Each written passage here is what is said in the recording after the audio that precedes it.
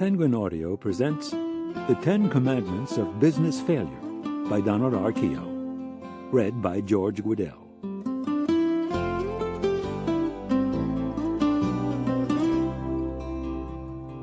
Forward. It has been an article of faith for me that I should always try to hang out with people who are better than I. There's no question that by doing so you move yourself up. It worked for me in marriage, and it's worked for me with Don Keough. When I'm with Don Keough, I can feel myself on the up escalator. He has an optimistic view of me and what I am, to the extent that he raises my sights and makes me believe more in myself and the world around me. When you're around Don, you are learning something all the time. He's an incredible business leader. The greatest achievement of good executives is to get things done through other people, not themselves. Now, here's a guy who is capable of getting all kinds of people from all over the world, men and women who want to help him succeed. I've seen him do it. Maybe it's because no one understands the human aspects of situations better than he. He can advise my kids perhaps better than I can, and they love him for that. He does the same for everyone he calls a friend, and that is a lot of people. The Graham Group, named after my mentor, Ben Graham, is a bunch of people who meet every 2 years or so. All my close friends, including Don, attend. Everyone wants Don to be the keynote speaker. Bill Gates, in particular, always wants it to be Don Keough. He just loves listening to him because Don talks such sense and offers such inspiration. Don can tell you to go to hell so wonderfully, you'll enjoy the journey. He is on my board at Berkshire Hathaway because he is one of the very few guys I feel I can hand the keys over to. We go back almost 50 years together to the time we lived opposite each other on Farnham Street here in Omaha. We were just two guys making a living for our families back then.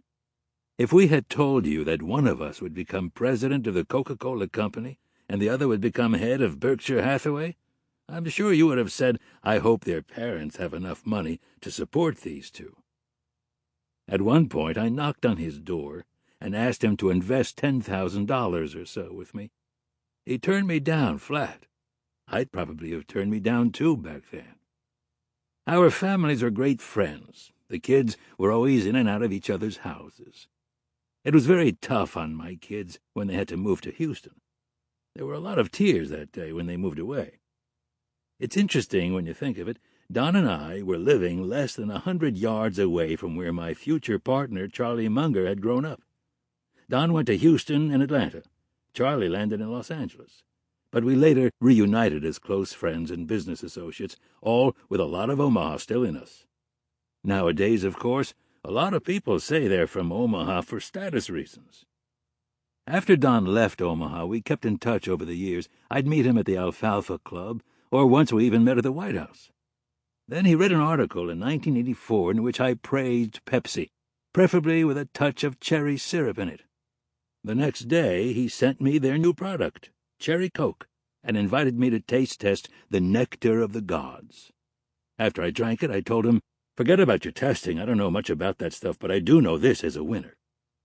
I switched brands right away and immediately declared Cherry Coke the official soft drink of Berkshire Hathaway.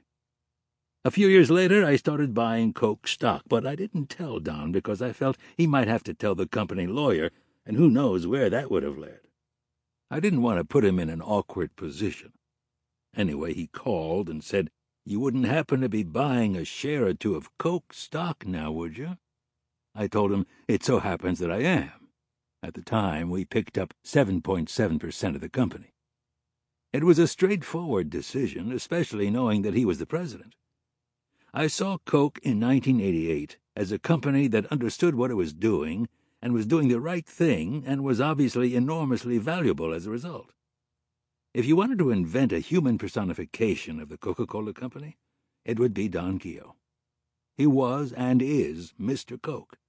He's of the Ben Franklin school. Keep thy shop, and it will keep thee.